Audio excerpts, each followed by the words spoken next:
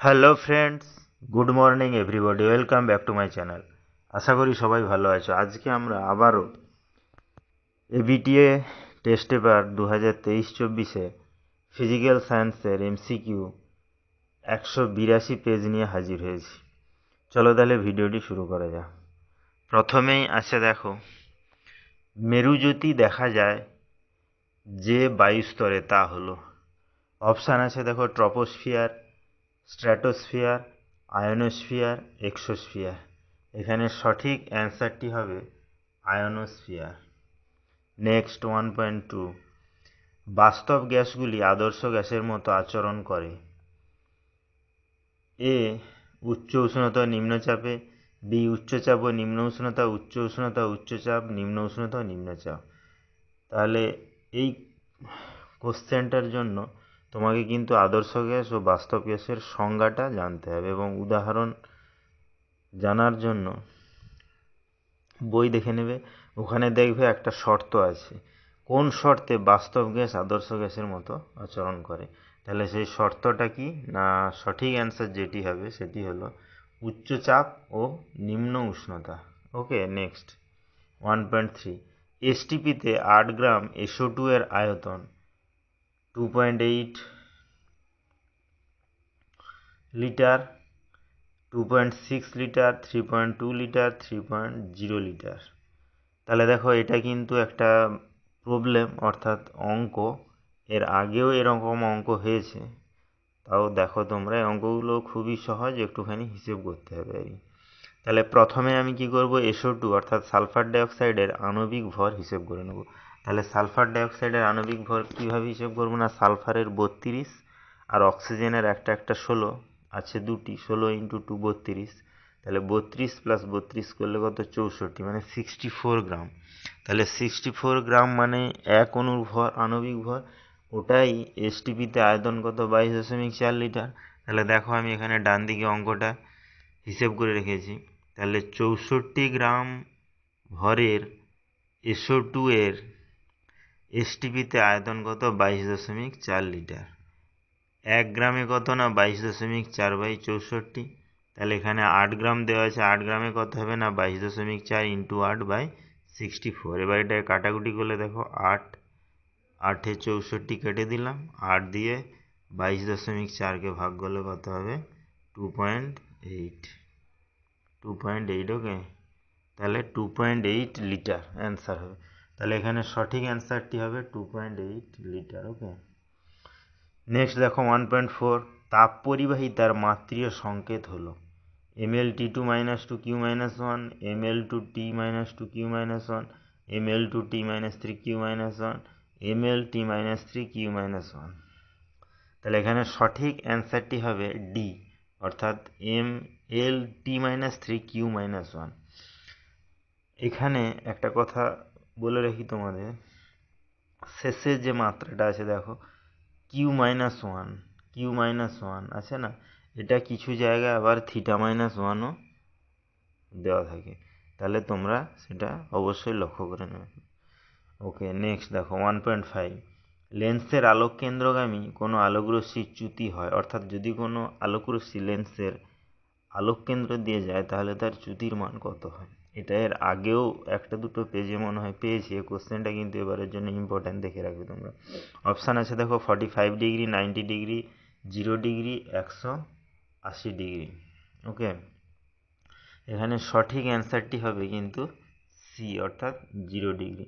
অর্থাৎ যদি কোনো আলোকরশ্মি লেন্সের আলোক কেন্দ্র দিয়ে যায় তার কিন্তু কোনো চ্যুতি হয় না। ওকে, নেক্সট 1.6, রাস্তায় বৈদ্যুতিক বাতির প্রতিফলক রূপে ব্যবহৃত হয়। এই কোশ্চেনটা এরকম আসতে পারে, স্ট্রিট ল্যাম্পে প্রতিফলক হিসাবে কী ধরনের লেন্স বা দর্পণ আমরা ব্যবহার করে থাকি। ওকে, তাহলে এখানে অপশান আছে দেখো, সমতল দর্পণ, অবতল দর্পণ, উত্তল দর্পণ, কোনোটি নয়। এখানে সঠিক অ্যান্সারটি হবে সি, অর্থাৎ উত্তল দর্পণ। নেক্সট 1.7, ফ্লেমিংয়ের বামহস্ত নিয়মে তর্জনী নির্দেশ করে তড়িৎ প্রবাহের অভিমুখ, চৌম্বক ক্ষেত্রের অভিমুখ, পরিবাহীর গতির অভিমুখ, আবিষ্ট ইএমএফ এর অভিমুখ। ওকে, তাহলে ফ্লেমিংয়ের বাম হস্তে ফ্লেমিংয়ের বাম হস্ত নিয়মে তর্জনী কি নির্দেশ করে? এখানে সঠিক অ্যান্সারটি হবে কিন্তু বি, অর্থাৎ চৌম্বক ক্ষেত্রের অভিমুখ। এটা সূত্রেই আছে, তোমরা ভালো করে দেখে নেবে অবশ্যই। নেক্সট দেখো 1.8, তড়িৎ প্রবাহের সময় প্রবাহ মাত্রা অর্ধেক হয়ে গেলে উৎপন্ন তাপ। অপশান আছে দেখো, দ্বিগুণ, অর্ধেক, 4 গুণ, 1/4 গুণ হয়। তাহলে এটাও একটা অঙ্ক। এটা চলো তড়িৎ অধ্যায়ে অঙ্কটা দেখো, আমি ডান দিকে অলরেডি কোন সূত্রে সাহায্যে তোমরা করবে বা সাহায্য নেবে অ্যান্সারের জন্য সেটা লিখে রেখেছি। দেখো আমরা জানি কি H=I²RT। এটা প্রথমে ধরে নিলাম। এবার যদি তড়িৎ প্রবাহের মাত্রা বা তড়িৎ প্রবাহ অর্ধেক হয়ে যায়, মানে I=I/2, তাহলে H=I/2 এর হোল স্কোয়ার RT। তাহলে I/2 এর হোল স্কোয়ার করলে কত? I²/4 হবে। তাহলে H=I²RT/4। তাহলে দেখো উপরের I²RT একই আছে, নিচে খালি 4। তাহলে এটাকে আমি কি বলতে পারি না, আগের তড়িৎ প্রবাহের মাত্রার কত গুণ হলো? 1/4 গুণ। ওকে, তাহলে এখানে সঠিক অ্যান্সারটি কি হবে? 1/4 গুণ। নেক্সট 1.9, সর্বাধিক ভেদন ক্ষমতা যুক্ত তেজস্ক্রিয় রশ্মিটি হলো আলফা, বিটা, গামা, এদের কোনোটি নয়। আমরা জানি গামা রশ্মির ভেদন ক্ষমতা সবচেয়ে বেশি। ওকে, তাহলে এখানে সঠিক অ্যান্সারটি হবে সি, অর্থাৎ গামা। কিন্তু যদি বলে থাকতো যে আয়নন ক্ষমতা কার বেশি, তখন কিন্তু হতো আলফা। ওকে, নেক্সট দেখো 1.10, প্রদত্ত হ্যালোজেনগুলির মধ্যে সবথেকে বিজারণধর্মী হলো কোনটি? অপশান আছে দেখো, ফ্লুরিন, আয়োডিন, ব্রোমিন, ক্লোরিন। ওকে,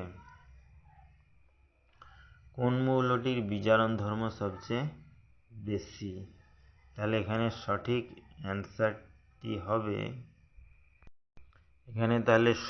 অ্যান্সারটি হবে কিন্তু বি, অর্থাৎ আয়োডিন। আয়োডিনের বিজারণ ধর্ম সবচেয়ে বেশি। ওকে, নেক্সট 1.11, দেখো কোন যৌগটির গলনাঙ্ক ও স্ফুটনাঙ্ক সবচেয়ে বেশি? অপশান আছে দেখো, মিথেন, কার্বন ডাইঅক্সাইড, জলীয় বাষ্প, NaCl। এখানে সঠিক অ্যান্সারটি হবে সোডিয়াম ক্লোরাইড। কারণ আমরা জানি কি তড়িৎযোজী বা আয়নীয়যোজী যৌগের গলনাঙ্ক স্ফুটনাঙ্কের মান বেশি হয়। তাহলে শুধুমাত্র NaClটাই এখানে তড়িৎযোজী, কিন্তু বাকিগুলো সব কি সমযোজী যৌগ। ওকে, নেক্সট 1.12, প্রদত্ত কোন যৌগটি তড়িৎ পরিবহন করতে পারে? গলিত NaCl, তরল HCl, কঠিন NaCl, গ্লুকোজের জলীয় দ্রবণ। এখানে সঠিক অ্যান্সারটি হবে গলিত NaCl।